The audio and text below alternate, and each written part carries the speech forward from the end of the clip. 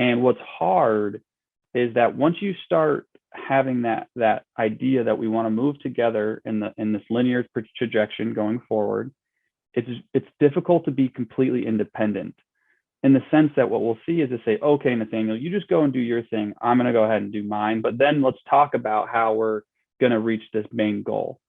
So it's kind of like doing an assignment, a group project together, and just saying, okay, Nathaniel, you do all this research, I'll write this piece, and then we won't really talk, but then right before the grades due, we'll put it together, right? And it's like, oh shit, this doesn't make any sense.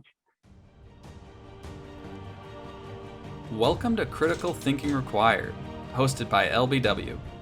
This podcast is intended for free thinkers, entrepreneurs, and knowledge seekers. Join us as we discuss relevant financial topics, explore with guests their financial journeys, and engage with experts in industries such as space, media and entertainment, real estate, and many more. Buckle up and enjoy the ride. Welcome to Critical Thinking Required. You're with your hosts, myself, Tim Bickmore, and my two colleagues, Dan Weiss and Nathaniel Leach. And today, we are going to talk about a personal household merger. Before we jump in to our topic, and Nathaniel will be captaining our ship today, have one note to state, which is, if you love our podcast, like what we say, please share, subscribe, and like all of our stuff. I've already gone down the rabbit hole too far. So with that, I think that we should switch to more of the qualitative.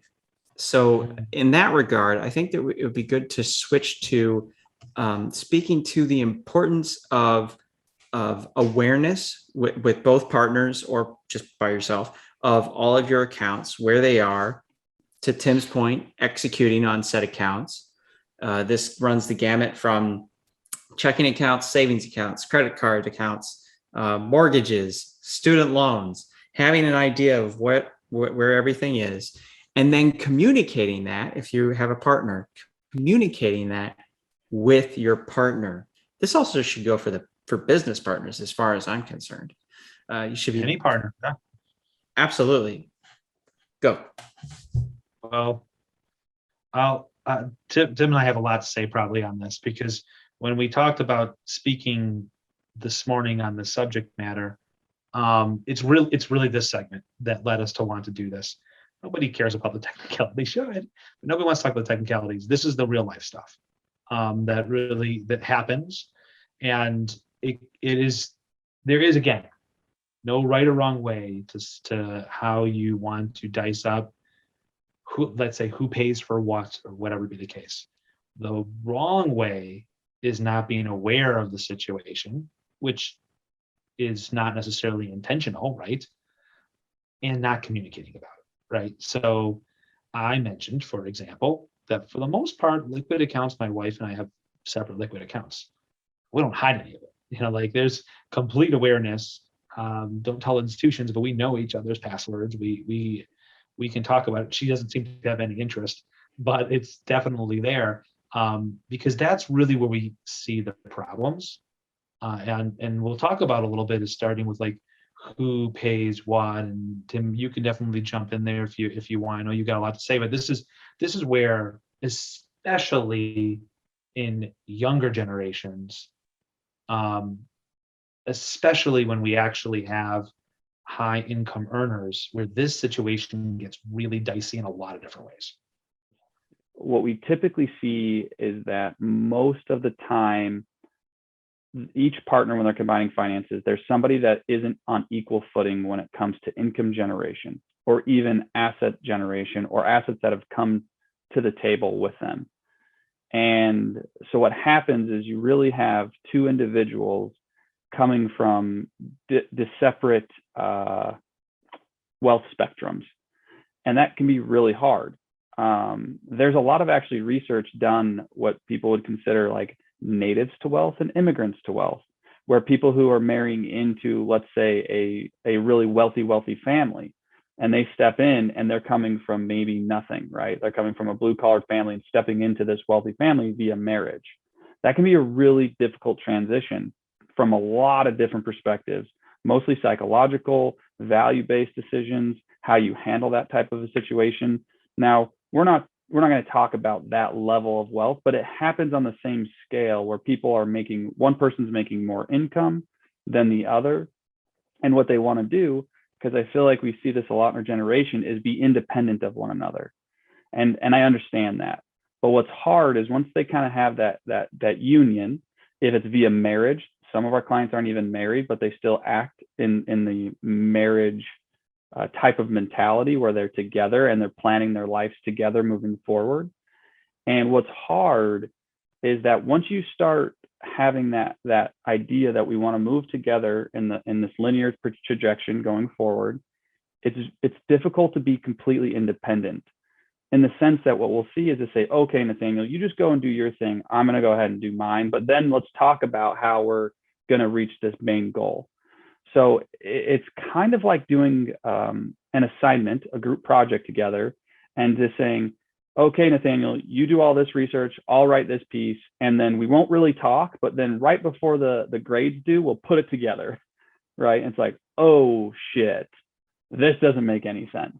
And that's really kind of what it comes down to, is that it gets really, really difficult. So what we try to promote is, Dan's right, there's not a right or wrong reason, and I understand why people want their independence. They may have seen parents go through a really bad divorce. They may have gone through a bad divorce themselves. They may have gone through a bad business partnership.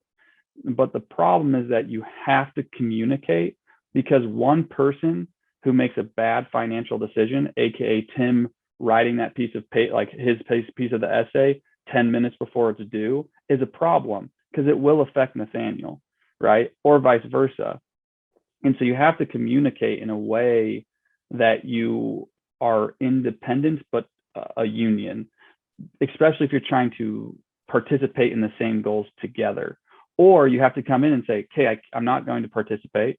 I'm just going to follow you, or I'm going to follow the other person. And then you really have no say in what's going on because you can't participate. And so what's also hard is that understanding what that means from the technicalities. So yes, Dan said the technicalities, no one wants to hear about it, but the problem is that you have to understand that to protect yourself and protect the spouse as well, like saying like, hey, this is where I'm at, here's where you're at, and we got to communicate about this depending on where we're going to go. Because if you don't pay off your high interest credit card debt when I can give you money to pay it off, it affects me. It slows us down, right? We need to look at this together, and how do we fund it? But the person who's paying off the credit card debt needs to understand, when they pay it off, if all of a sudden they break up, well, guess what? You're out that money. That's not you, like, it's gone.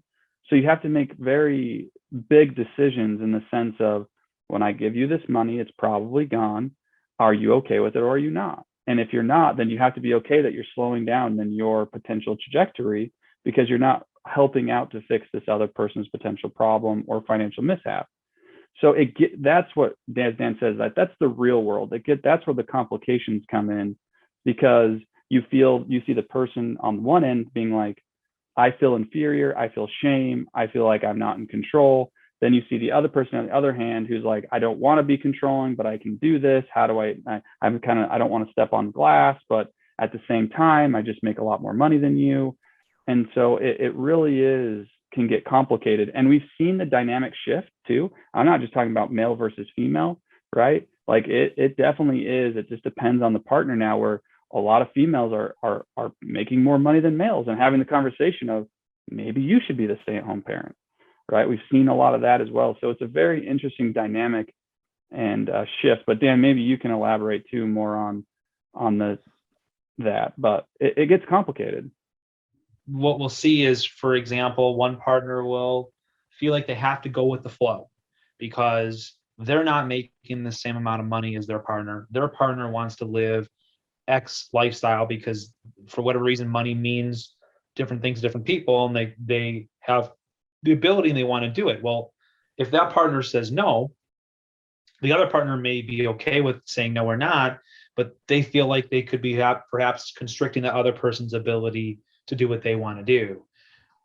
Or the other person who's making all this money may feel the opposite and not want to do it because they don't want their partner to feel that way, or they don't want to feel like they're controlling the relationship using money, like Tim said. But either way, we've seen that where somebody will be like, well, I mean, yeah, I mean, we're going to do this, but I feel like I can't contribute financially, or, I can't contribute as much. We see that too, where somebody maybe is planning to buy a house, but they look at the price of the house, they look at their income, and it's not like they can go on 50-50 to the situation. So we see things like that. We definitely have had plenty conversations of, I'm going to contribute to my retirement. And because I feel like I have to have retirement because my partner has retirement. Again, the state you live in matters, right? It may make sense to contribute to one retirement because it's a better plan with more options. Perhaps you can get a better match and you're not going to be hitting the match if you don't fully.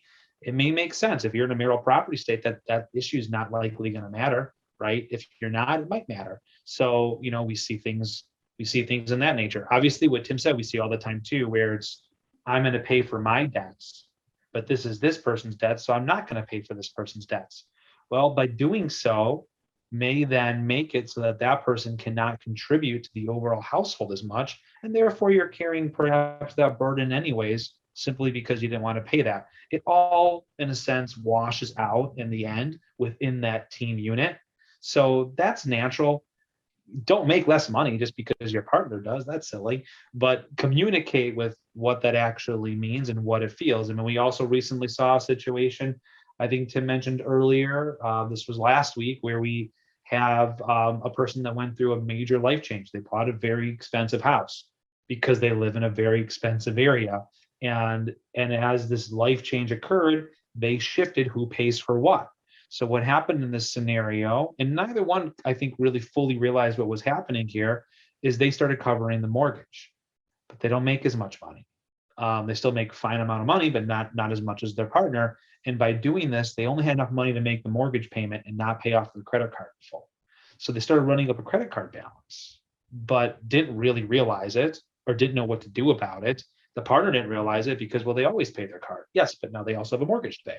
So understand that shift, I think, and being flexible about it, or at least being clear, is really essential. And Dan, you bring a good point where I'm in a mindset too, and I don't. This is just my own opinion on it. Is that I think you always need someone to be in the lead, right, and paying attention to it, and then making sure you communicate that down to the other individual, right? And so someone always has a kind of a pulse on it. Now, I agree there could be gift accounts, there could be accounts that you don't want each other to see, which I understand that. But for the majority, for liabilities, assets, whoever's really more interested in that should have a pulse on it and then be able to communicate it back. Because there may be somebody too, where it's like, I don't want to deal with this. Money stresses me out. I don't want to think about it. Go ahead and lead on it. Where then that person may have the lead on the kids and that's what they do, or the lead on the job, right? So there's different ways of divvying up like household responsibilities, but having a lead on the financial piece, I think, is key, because that's where you don't lose sight on the holistic picture. Because at the end of the day, if your partner and you're married runs up debt, it affects you. You can't just allow that stuff to happen, because it will impede you on your household goals. And it can get lost if that person just isn't that into monitoring their finances. And I'm not saying one person has to be the parent of the other. It's just keeping a pulse on it, making sure, because finances change. And if you are making a lot of money, a lot can get lost in the fold, because you may not have to worry, like, yeah, we don't really have to worry about it too much just because we bring in, 200, 500, 600 grand. But you may be making potential, not optimizing, because you're just not paying attention to it, on not even on a monthly basis, quarterly basis, whatever it may be. So I always like the idea of having a lead and then communicating back to the individual on a consistent basis, because finances change a lot, especially in our generation. We have proven over and over and over again for the last 6 years that we tell people your life's going to change. No, it won't. 6 months later, hey, we're going to buy that new car. Hey, we just did go on that big trip. Hey, we want to sell our house and buy a new house. Hey, we actually are having kids now. Oh, wait, now we're having two. Like, those are huge life changes. And if you're not paying attention, it can kind of just blow past you if someone's not leading and paying attention. And maybe it's both. It could be a co-lead, but at least one lead at least. I like that Tim said lead. He didn't say control. He didn't even say manage. He said lead, because we've also seen this scenario, which we haven't talked about, where somebody, it's not the leadership technique, they just manage for various reasons. It may be completely out of interest, or because the other person has lack of interest or skill set. But just again, understand that role, because we also have had, and we see this across all generations, yes, more so with baby boomers and older, but where one person will manage the finances without that communication, and then what happens is that person passes, or they split up. And this is too many times we've seen this, leaving the other partner clueless about what they're paying, where. It's a disaster. We've seen some major disasters. A lawyer, Dan, told me a great quote about that once, where one of her clients said, "I feel like a fire hose was just opened up onto my face," because they had no idea what the spouse had done and the amount of entities and different things that were going. She's like, and I can't. And that, I think, becomes an issue. That was not her thing when I spoke to the lawyer, but I think it's the responsibility of the spouse to at least educate or understand, hey, here's how it's set up, here's where you go, this is what you need to do, because I think that's just responsibility as a partner to be able to have that in place. But we it was 2 months ago, had a person join the firm, and very astute, right? This person's very capable of managing their finances. Their spouse wants nothing to do with any of it, and they were wise enough to realize, I'm older. If I were to, and also male, right? So if I were to pass, my spouse is left totally in the dark. So what do? They partnered with us in this case so that we can help bridge that gap, right? So if something were to happen, then it's not a complete loss. Now that person still talks to their spouse about these finances, of course, too, but they recognize where, through communication, through an understanding of where different roles are, and then they help plan as to how to actually make that maneuver in different situations. That is the right way to do that. The effect is the same as if you have separate finances to some extent in that case too. But again, the bridge is communication, understanding, and putting the right things in play, right? That is the key ingredient to making all of this work, whether it is to combine or not to combine. So is there anything else that you guys want to touch on before we start going into our little round robin? I have one thing. Nathaniel, how do you and Ying handle your finances, given what we just talked about? Do you lead? Does Ying lead? How does it work? For us, I grew up with the belief that that everything I make is my partner's, and vice versa.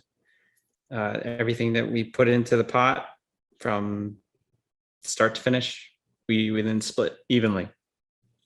And that I don't mean just money. I mean, if I were to be the chief income producer, then 50% of that is hers, because she's obviously contributing to the partnership. In fact, we like to joke, but it's kind of serious, because my wife Ying decided to move here from Shanghai, her home, to live with me. The breakdown in terms of who has the most importance is 61% her, 39% me. It used to be 60-40. That was the starting gate, but then I screwed up. We won't go into details on that. You lost 1%. I lost 1%. I gained it back, and I lost it again. So it happens. Anyways, for us, it's not really 61-39 split, but we each take our own share of the responsibilities in various ways. When it comes to the finances, I love finance, if you haven't figured it out by now. So I love this kind of stuff. Ying could do it if she wanted to. She's smarter than I am, but she doesn't. It's not her passion. She doesn't, and she's more than happy to just say, "You go have fun, honey, and you go play with your spreadsheets." So that's what I do. So, I mean, there's a lot of points that you guys brought up that ring true for me, I think, and Ying, which is that, for example, the number of accounts. I got to trim the number of accounts. I have a lot of credit cards. please don't misunderstand. I'm very responsible. I pay off all my balances, but I got a lot of credit cards, and I enjoy juggling them. She would not. So before I kick the bucket, I got to trim the number of credit cards accounts down to like one, maybe two. So that's a discussion for another time, but it's happening slow but sure. She had to put a cap on the number of credit cards I could have because I was going a bit crazy. And the same thing goes for the number of checking accounts. I have a spreadsheet that I manage I just chug away with our expenses. I keep track of all the credit card balances. I love to pay off my credit cards every few days. It's therapy for me, de-stresses me. But if I were to die today, Ying would be screwed with how many accounts I have out there. So it's an ongoing discussion between us, which justifiably so. She would have a lot on her plate to deal with in the event of my death because of all the crap I got lying around in terms of the accounts. However, we have made moves to mitigate that. So, as I said, we believe in pooling our assets, and I communicate with her daily, if not every few days, about where we're at.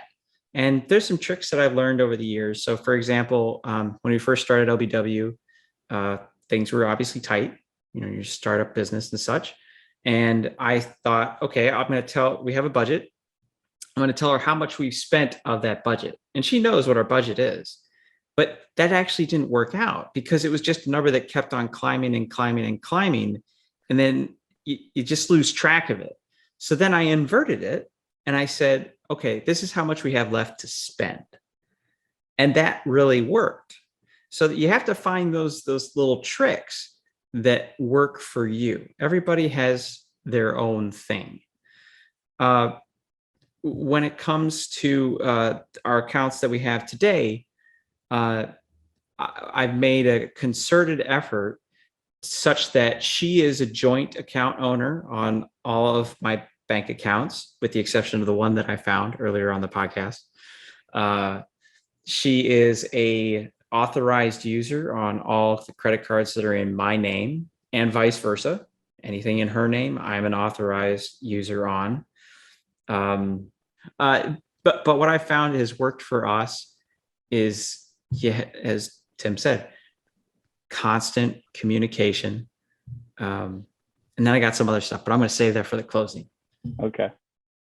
So would you say you lead and then you communicate to Ying, essentially? Yes, I lead on finances. That's pretty much it. I like your honesty. No, that's not true. I lead on other stuff. She would say, "You lie," and then I lead on other stuff. But it ultimately is a partnership of which we communicate daily about. That's good. Well, Dan, do you want me to go first in closing remarks, or you want to go first? No, after you, Tim. All right. My closing remarks is this is a big subject, and it's complicated, and it's emotional, and there's a lot that comes with it, and we see a lot of versions of this conversation in a lot of different ways. And the biggest thing that I feel like over the years that I've learned is exactly what Nathaniel was just kind of talking about, is I do think you need a lead, not somebody's in control, but a lead, and then that lead to communicate to the other partner. And I don't care if it's male, female, male, it doesn't matter. You just need a lead, and then somebody then communicate it to the other person. Because if you can do that, that's what allows for some of that independence, where you can be independent but work together as one. There's just no way to really kind of go about it in any other way, because if you both want to lead on your own situation, and then you have to communicate probably even harder to be able to bring it back. And if you really don't communicate, you just say independent, do your thing, it can be very difficult to achieve common goals, unless somebody just makes so much money where it doesn't matter, right? And that's just not the vast majority of the United States. So it's just really, really important to communicate. And Nathaniel says it to us in our own business, talking about partnership, where it's like we just have to communicate. We have to constantly communicate with what's going on, and we do. And it takes a lot of work, but it does pay off. It is the little things that do make sense over a long period of time. And if you can communicate it, it's great. That communication, I will say, also isn't always fun. Sometimes being the lead, it means you have to be the bearer of bad news. Hey, this doesn't make sense for us to buy. We can't do that. We can't financially afford it.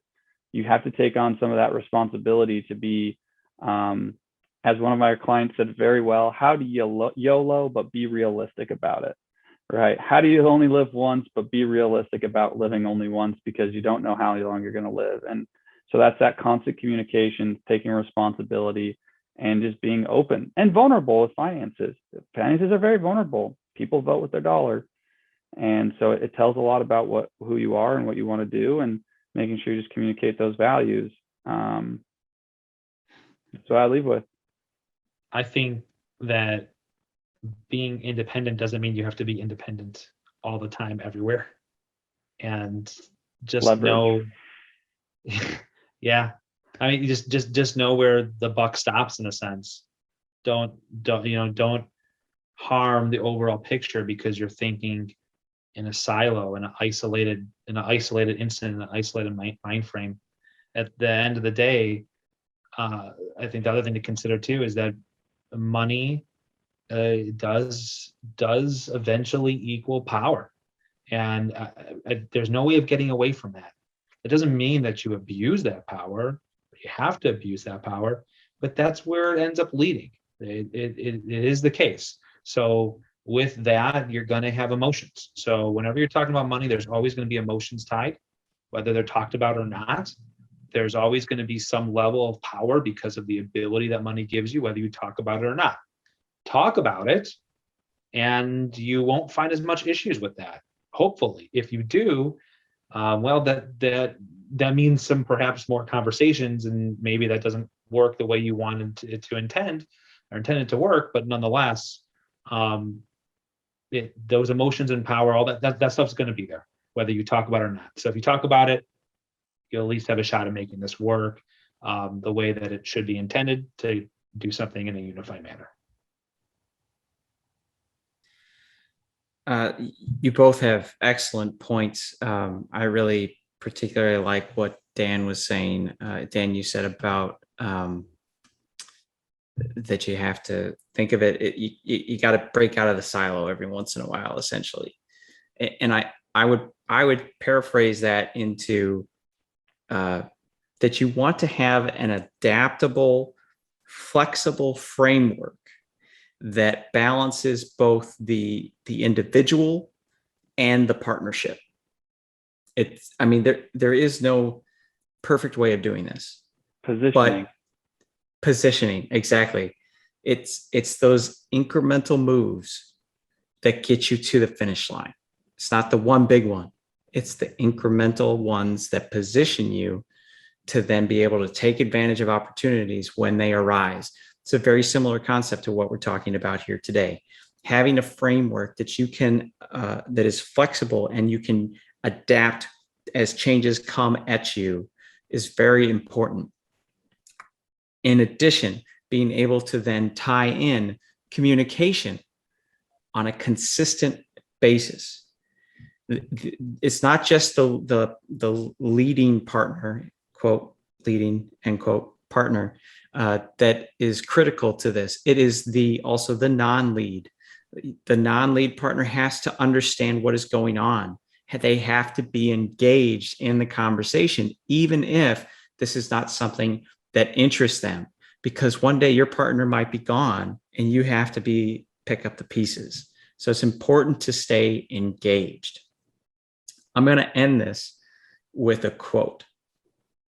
Hopefully I'm going to top what Dan typically does. Life moves pretty fast.